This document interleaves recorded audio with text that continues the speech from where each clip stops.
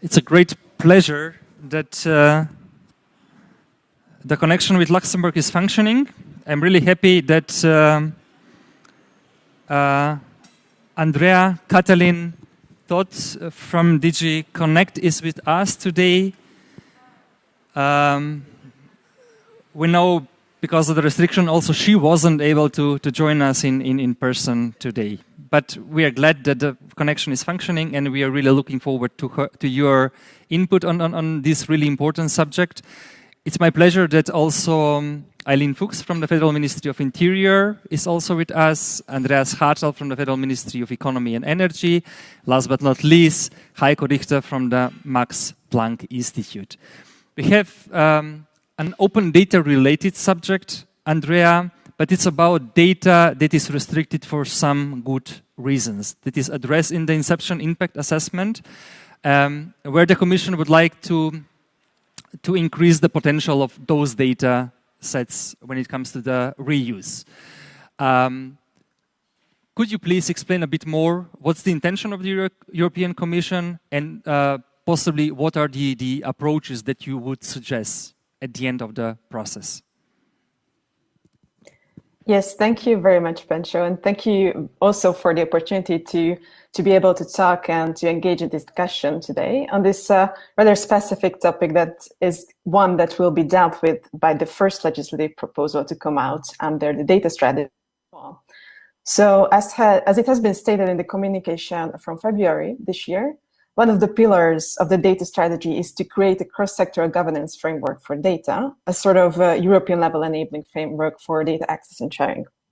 And so the objective is to solve the problem of the low level of data available for use, so that these conceptual data spaces could be filled up with data that otherwise would be a significant source of value, and which could also be used for innovation and research purposes. And data held by the public sector bodies that cannot be classified as open data also belong to this category. So to make a clear distinction, of course, we have data that are contained in documents held by the public bodies and over which these public sector bodies hold all the relevant rights. And as such, they can be considered open data, and the reuse is regulated under the Open Data Directive. So the situation in this case is fairly straightforward. However, public sector bodies also hold data that they don't have all relevant rights over, but that are also subject to the rights of third parties. This could be personal data or data that's contained in documents that are protected by intellectual property rights of someone different from the public sector body. Also commercially confidential data or statistically confidential data. So when we think about this, we need to think of, for example, health records in hospitals or business records with commercial business confidential data. So naturally, as these third-party rights have to be respected, these data and data sets cannot be made available as open data. So they cannot be made available without the consent, the permission or license of the data subject right holder, or whichever regime applies to them. And they fall completely out of the scope of the Open Directive. So here we are talking about data that are expressly exempted from the Open Data Directive. So earlier on during the process also that led to the revision of the PSI Directive, there were requests made toward the Commission to facilitate the reuse of these data sets as well, given their value and the potential that could be exploited for research or innovation, for example, of machine learning. And European stakeholders complain that they have to train their algorithms on data that is outside of Europe, as it is rather difficult to get to data that is within the European Union. And as for the valuable nature of this kind of data and just public sector data in general, there is some quantitative evidence as well. For example, according to the OECD, data access and reuse social and economic benefits worth up to 1.5% of the GDP. And this is just for the case of the publicly held data. So the idea behind this concept of reuse of publicly held data subject to these third-party rights was to harness this economic and social potential without, of course, infringing these third-party rights. And however, the consultation supporting the review of the PSI Directive also showed that public sector bodies had difficulties in managing risks related to the reuse of such data, especially personal data. And in addition to that, these public sector bodies have signaled that dealing with requests to reuse these specific category data represents quite a major issue for them as the technical and legal capacity. So the challenge is to find ways to make it possible to extract knowledge from the data by fully preserving privacy or other rights that may be attached to the data. So now technical mechanisms do exist that allow controlled processing of the data, for example, in the form of safe reading rooms, anonymization. And with the application of these privacy-enhancing technologies, together with the comprehensive data protection approach, we believe that it could be ensured that the safe access and reuse of personal data and commercially sensitive business data could happen. And so the idea behind the intervention or the contemplation of any sort of regulatory was to ensure that in member states, there are organization structures, mechanisms in place to enhance the use of such data, and which are protected by these rights and therefore cannot be opened up, cannot be available for use under the Open Data Directive. However, this would build on the access regimes existing in the member states, and we are not aiming towards introducing a new EU-level access right or a general right to reuse. So in this sense, we're looking forward to complementing the Open Data Directive that is currently in force. Many thanks for your initial statements. Maybe I could ask the other speakers, could you reflect on on this initiative by the Commission? Maybe we start with Eileen. It's already on. Yeah. Yeah, hello. Yes, thank you very much. I think that's a very interesting concept. As for implementing open data in Germany, we are now in the process of establishing a kind of new open data law that kind of is the direct transmission of the PSI directive. So basically together with the Federal Ministry of Economics. So I think that that is our first step. We're trying to unlock more potential when it comes to accessing open data that is held within the federal administration. So we're pushing further for that. However, we must be aware of the fact that this obligation to publish open data and give access to open data held by federal public bodies was only introduced in 2017 in Germany, so we still have a long way to go with a big administration that needs to be develop processes and models for doing so. So when it comes to Federal Ministry of Interior, for example, a big obstacle is, of course, personal data. So it would be interesting to hear what the Commission has in mind when it comes to unlocking the potential when it comes to that. Of course, there might be technical possibilities, speaking of anonymization, but of course these have to be tested and tried. And as regards Germany, we do have, and I think very rightly so, high obstacles when it comes to releasing personal data. So I think this needs to be tried and tested, and then it needs to be processed into procedures in the administrations that actually unlock this potential right from the beginning. So there needs to be a lot of talk about that. I think some of it might be addressed then when we come to our German data strategy, which is under deliberation at the moment. So I think it kind of needs, we need to have an exchange, and very intensive exchange with the Commission on how to proceed. Thanks. Maybe we continue. Thanks, Eileen. We continue with Andreas. You're basically in charge when it comes to the implementation of the Open Data PSI, and as we could hear from Andrea, this issue is somehow related with the directive, but it's a bit different issue at all. What's your comment on this? Yes, hello. First of all, thank you for inviting me to represent the Federal Ministry for Economic Affairs and Energy.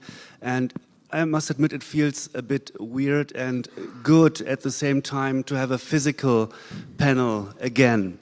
That said, now I think the Commission with a data strategy from November 19th paved the way and showed how a European data economy can be shaped on policy level. And my understanding is that the Data Governance Act we are expecting, and which I hopefully we as German presidency can bring forward on the legislative track, that this is a complement for what has been stipulated in the Open Data and PSI Directive. Why is that? Well, my so far latest business trip in the end of February was to London and Paris. In London, I met Jenny Tennyson. Really, it's great that she will be on the panel this afternoon. Exactly. And I visited the Open Data Institute, and what really, blew my mind is they have a triad of when it comes to data. It's closed data, shared data, open data. Now, with the Open Data and PSI Directive, it's about open data, so data that is already available, open for use. But I think what complementarily has to be tackled is the closed data. And I think this is, to my understanding, what the Commission is pursuing with the Data Governance Act, to make closed data open or at least able to be shared. And my basic understanding is that one of the proposals when it comes to these technical bodies is something we know very well in Germany. Forschungsdatenzentren. In translation might be research data center. Our statistic offices have these research data centers. The office for, Kraftfahrtbundesamt, the office where to register the vehicles, they also, as far as I know, have a research data center. The German pension insurance, Deutsche Rentenversicherung, they have a research center. So what does that make? It's an offer for scientists. If they want to have data, they don't get real individual cases on, let's say, the pension of my parents. But in order to make good scientific research, they can get access to aggregated, anonymized data. And this is my understanding of what the Commission is proposing, to have more data research centers, at least as one possibility for these technical bodies. And I think it's a great proposal. The big question will be, will these research data centers only be eligible for scientific research or also for commercial research? And I think this will be one of the crucial issues of the ongoing or the upcoming legislative debate. Maybe this as a starter for me. Yeah, but maybe this is the right question later for Andrea. But now we continue with Heiko. Heiko, you're following the discussion also with the German strategy on data, and you're also expert on the Open Data Directive. The first thing to my mind when I read all these paragraphs in the Inception impact assessment was how this issue is consistent with the Open Data Directive. What's your comment on this, or general on the input from Andrea? Thank you, and also thank you for the invitation, Pancho. It is, and this links to your question. The Data Summit is expanding, which means it's flourishing, it's successful. It's great to see that, and so is EU data policy. At least the concepts are, and I think the concept that you're introducing shows us a little bit a visionary future of where it could go. And my initial thought was, well, either it is very visionary or it takes us a little back in time, when basically the concept of open data evolved, and the question was, which sort of data can we basically put into an open data approach, and which data is left out? And obviously the sort of data is left out where third-party rights are involved.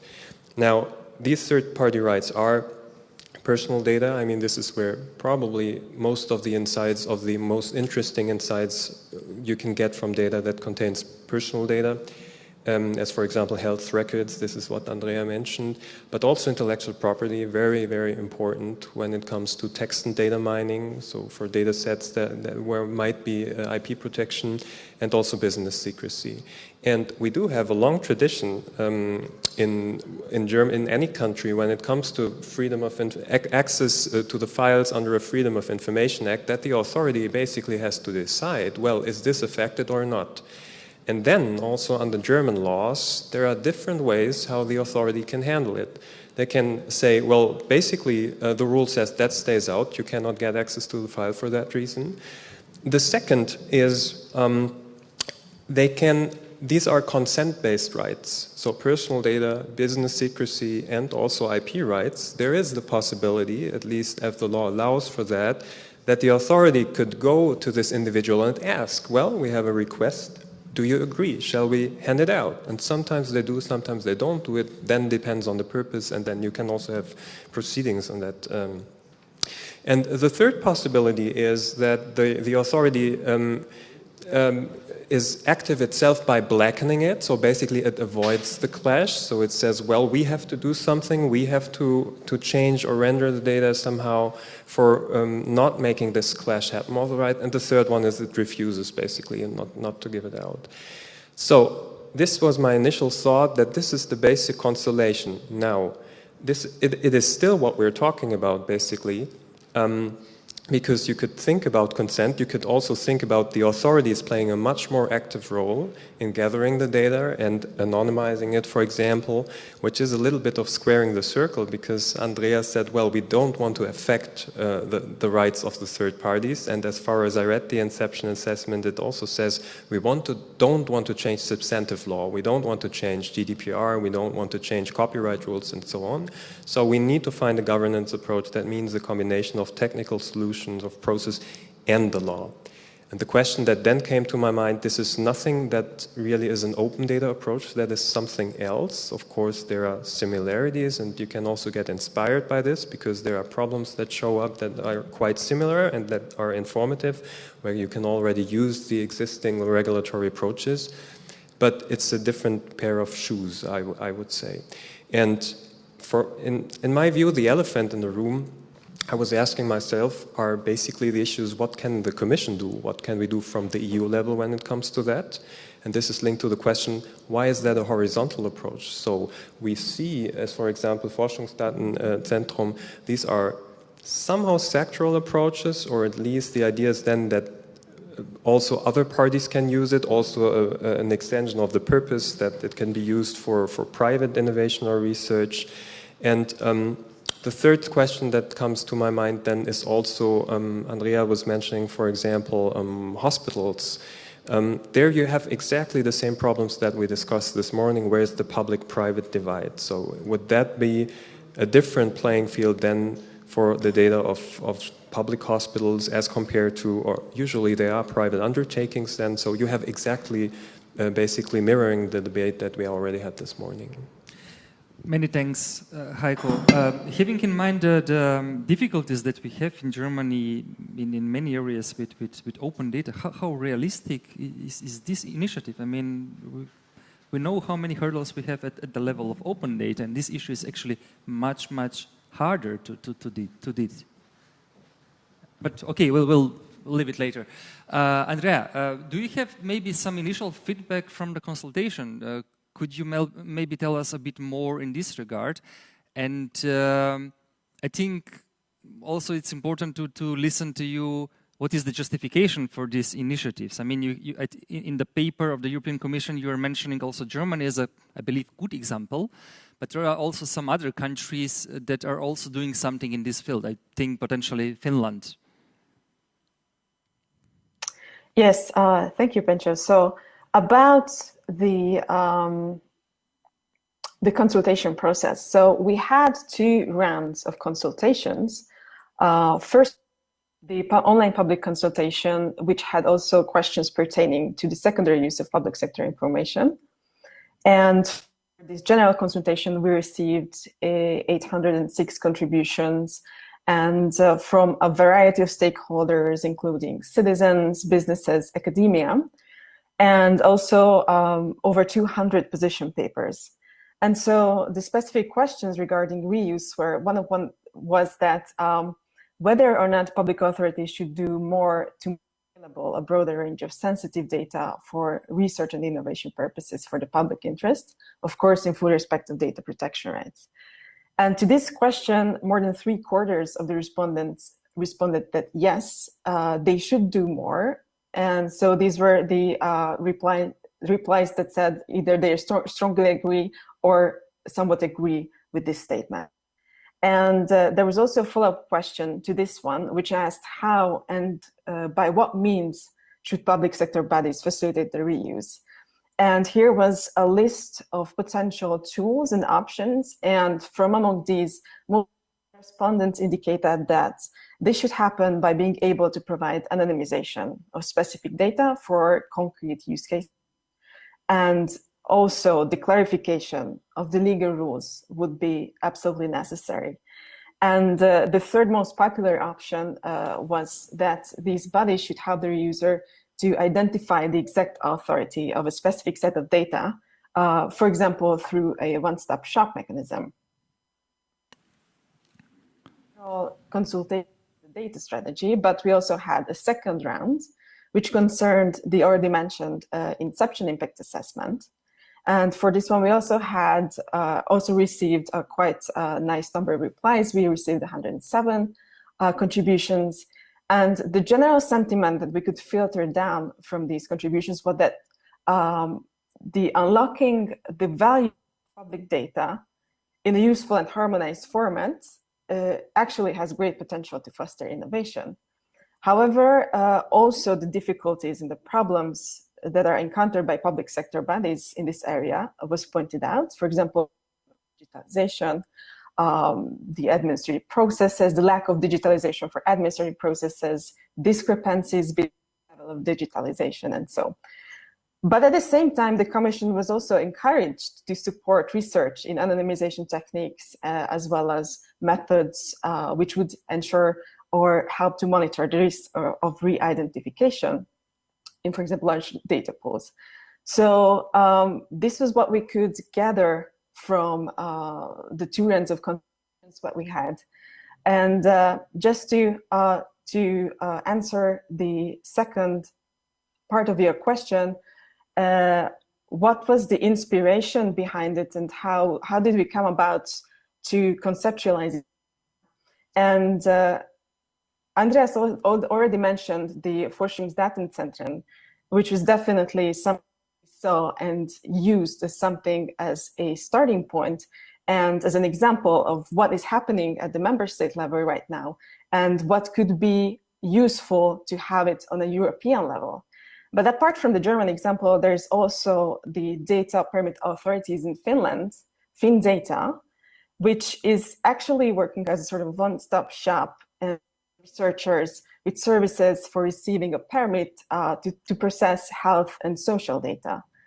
And finally, a last example is coming from France, the Center for Secure Access to Data, which is again, provides a possibility for the secure processing of statistical microdata.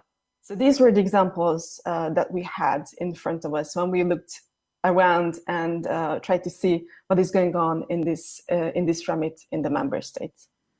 Many thanks. Maybe have one more additional question. There are basically two options that you are considering right now. That's sharing of best practices. That's basically low intensity option, so to say.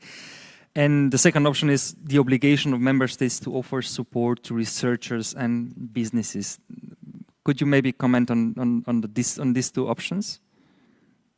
Yes, sure. So we have also conducted, of course, an impact assessment study within this field and trying to compare the different options.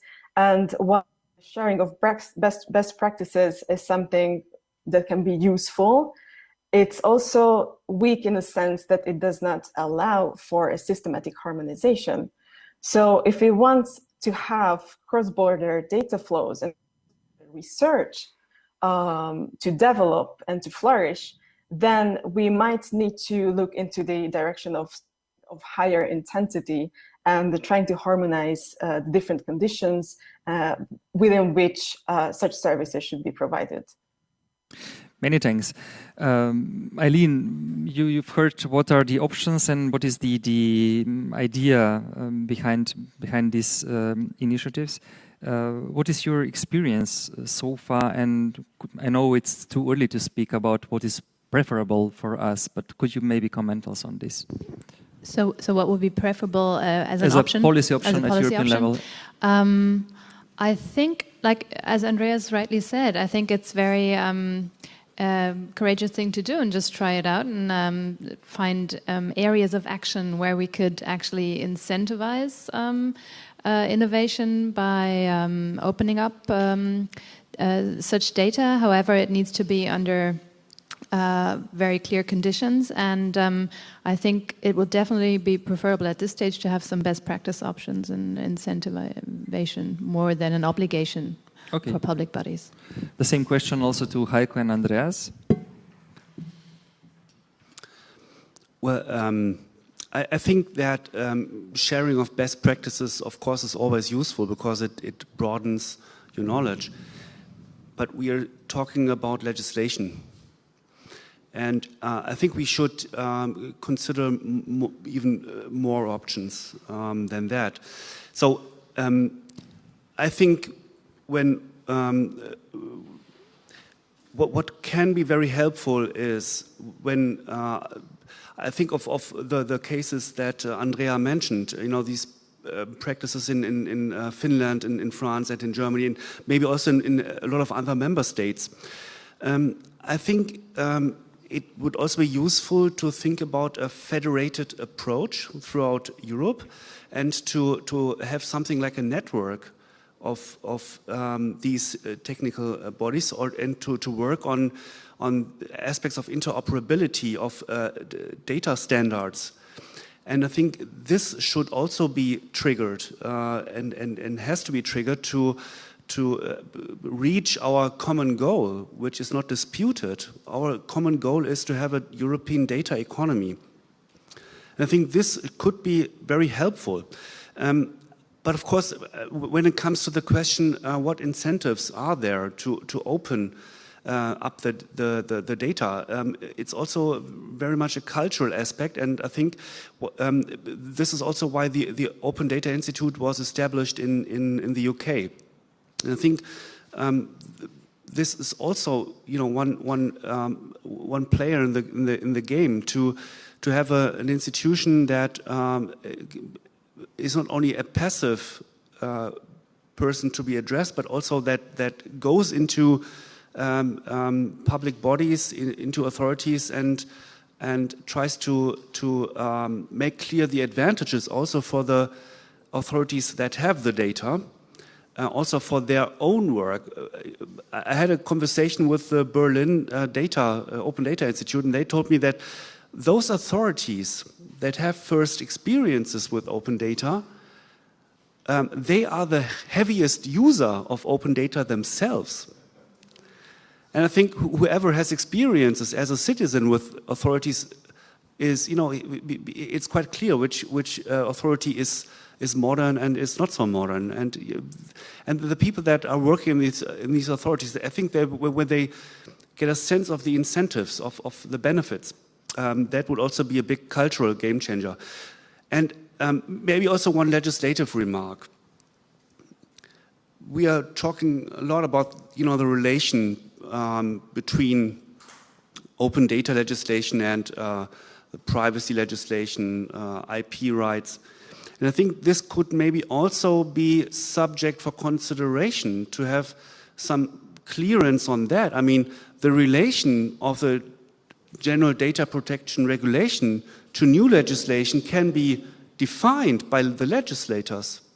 For instance, what does anonymity mean in a specific case? I mean, this could also be something to, and when I have the evaluation of the GDPR in mind from the Commission, that especially when it comes to the use of data by SME, it can be helpful to just have some clarification. and to clarify the relation between European legislative acts. Sounds easy, but of course it's a heavy task. But this could also be maybe something that could be discussed. I think Eileen would like to add something also. Yeah, thanks. When you asked me about what we prefer, legislation or other possibilities like best practice exchange, I think I agree with Andreas that we need to talk about changing our culture and perception of how we handle personal data, for example. So change the structure from organizational point of view to a personal point of view. So perhaps speaking about legislation, introducing more opportunities for data trusts and managing data by one-click procedure. So I think that basically is a legislative option that needs to be addressed, but it's not really an open data topic, but that's a topic of how do we treat personal data or intellectual property rights. So yeah, I think we need to not only look at the open data regime, but look at the regime that is working together to facilitate open data. Heiko, you're having in mind the objective that we would like to achieve. From your perspective, what would be appropriate at European level in this regard?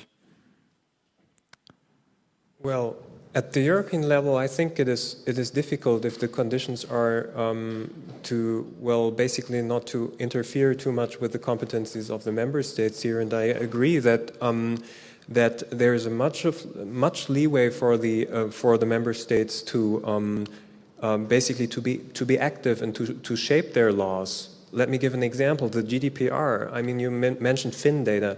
FinData is, they have a lot of data protection issues there, and basically it is special data protection regulation that they essentially need for setting up this,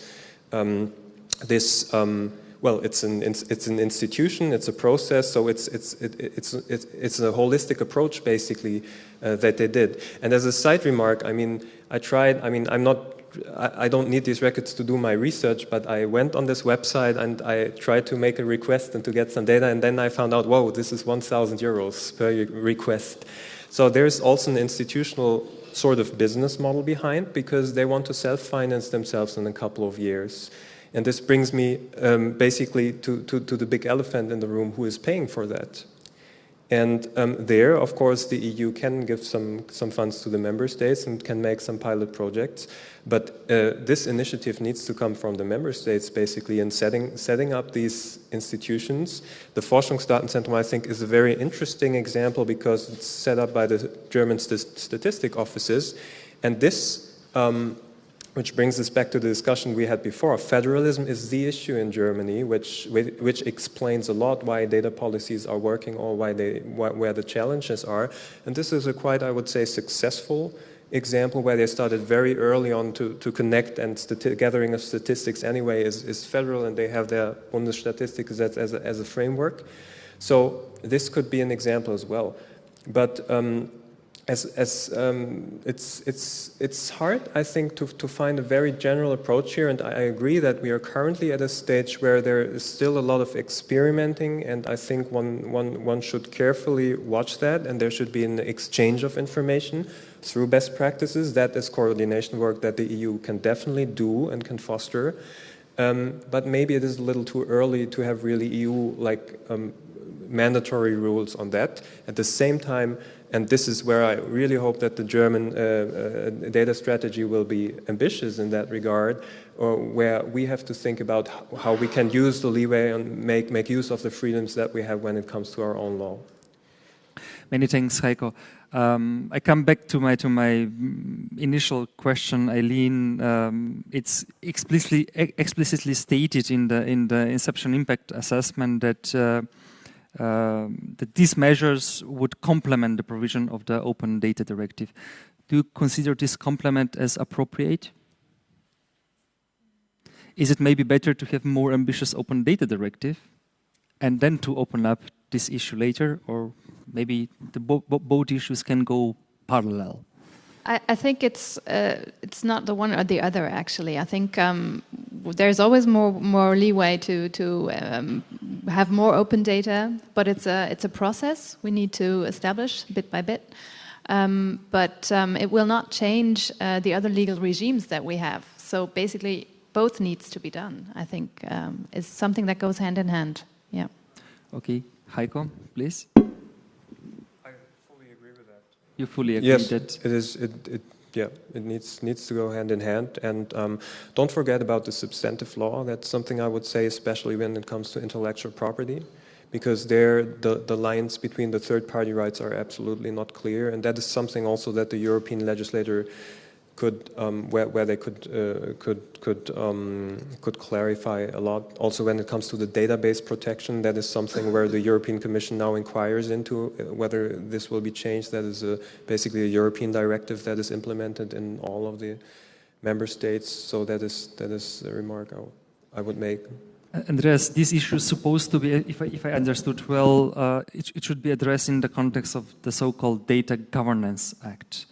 So we talk about potential new Data Act in the beginning of next year. We have Implementing Act for Open Data, and we have all the much bigger issues when it comes to GDPR, etc. Is it a bit too much confusion in all this data world? Is it the right approach to really to reach a common European approach when it comes to data and to build a real common European data ecosystem? Well, I think we are creating something. We are not reshaping something, and I think it's sometimes better to just start. To not if we would think about a general data economy act, this would take years. So let's take issues, pain points for those who benefit. So especially I would say the economy, but also NGOs could profit heavily from more data in the room. And we should tackle these pain points. And I don't have a big issue with having many legislation, each tackling one specific aspect. And maybe, in a couple of years we can come to a code. I started my career in the telecommunications sector, and there were many directives and other legislative acts. Now we have the European Electronic Communications Code. It takes time, but I think it's and even as a startup, you just start. Why shouldn't the legislator do? And I think, it might look complicated for the addressees or for companies, but we have to see that there are a lot of legitimate interests in the room. IP rights are legitimate. Privacy is legitimate. But what we are now dealing with is to find a new balance with something new. What is the data economy is something new because we now have the technical possibilities to really make the best out of data with artificial intelligence, with blockchain. And this is why we have to find a new balance with interests that are legitimate in terms of privacy, decades, in terms of IP rights, centuries. And of course, this is tough work to do, but this is why we have legislators for. Many thanks. There was also another aspect that I forgot. Yesterday we talked about European data spaces. It must be also take into consideration where we try to find a common ground in specific areas. And I have no doubt that the lawyers have perfect overview of many different fields, and they can really structure the whole issue. But we have to keep in mind that the users have a different perception on these issues. And I don't think that this is really coherent with our objectives when it comes to really building a common picture. What do we want? But I truly agree with you that it's not easy to achieve it overnight. And as I said, the best solution would be to have in a very very quickly to have this European data economy code dealing with everything in a coherent way.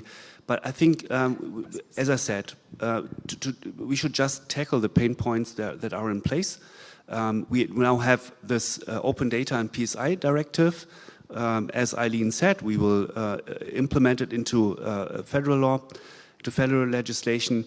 And now it's about closed and possibly shared data. It's complementary. And but again, I see the point. But I mean, I don't see any other realistic solution at the moment to have, to have in a timely manner, to be in a situation that Europe will make the best out of it, and that Europe may also be, showing on a global scale a competitive way of creating a data economy. Many thanks. Eileen, especially having in mind your time, would you like to comment on this, and then we continue with Heiko? It's just a short remark rather than a long comment. I think that when we talk about legislation, also on European level, we should, in my view, rather see it as an enabler rather than hard obligations. So especially when it comes to trying out new business models, enabling research data centers, for example, it should be seen as an enabler, I think, and that's the direction that I think could work step by step. Many thanks. Heiko, your comment? Yes, you refer to the user, and I think a very significant question is who will be the beneficiary of these acts? Who is allowed to use it? And this is actually open data. I'm very reluctant to call it Open Data Directive. I still call it PSI Directive. Why is that? Because in my view, open data, that is a vision that comes a little bit from activists. I mean, there are good reasons for it. And basically, the idea is that some information should be there for everyone. So the notion is based on non-discrimination, basically, and that you can do with this data what you want. And I think Simon Chinat had a very nice example of this. One data set where one party was paying something for, and now it's 7 million downloads. So this is exactly what you think about when you have open data. And there's a democracy notion in that, because access to information should be on a non-discriminatory basis. Or to put it the other way around, if you say certain groups have access to this information, other groups don't, you should need a justification for that. And I think this will be the societal discussion that we will have in the next year, because this, to say it bluntly, these models are based on discrimination. This is a negative term. This is also, of course, research is something we treat with priority. Journalism is something we treat with priority. Innovation is something we treat with priority. However, everyone is innovating these days, right? So we are basically redelineating these clashes, and even though information is non-rival, it's still a scarce resource, if you put it that way, because you grant some exclusivity to that. Many thanks for this clarification, Heiko. Do we have maybe questions from the audience? Currently, I see no questions. So we continue maybe with Andrea, your final remarks. You see we have many thoughts when it comes to your initiative, and it's really good. I mean, I really appreciate the tempo, the pace of the whole process at the moment at the European level. We have so many initiatives, so many Inception impact assessment. We have discussed on the first day of the summit the possible competition options when it comes to new competition tool and ex-ante platform regulations, and all the issues related to the data strategy when it comes to data trials, data altruism. What would be your final comment to close the session, so to say, and then we continue with our speakers in Berlin? Thank you, Pencho. First of all, I need to apologize because I had to miss about 5 or 6 minutes of the discussion due to a momentary lapse of connectivity, apparently. But I was just in time to catch the final remarks of the other panelists. And I really feel like there's a momentum now, and it's nice to see that there are open minds around the table. And my impression is that we're going to have very constructive and very interesting discussions once our proposal is out. Also, not just in the council and in the parliament, but also within the society. And I agree with what Heiko said, that we cannot go to a place where it's about discrimination and exclusivity. And I think even though it might seem the way that we framed the objectives and the problems and the questions around it, but evidently we're talking about public data, so it should serve somehow at least the public good. Our intention is especially to avoid situations where there are exclusive agreements, arrangements made. So by way of legislation, this could be handled, but this also ties into what Andreas mentioned earlier, that you have to decide whether it's just for research or for commercial uses as well. But if you think about the public good, about the common benefit of the society, then sometimes you can find these benefits also in commercial activities and commercial incentives.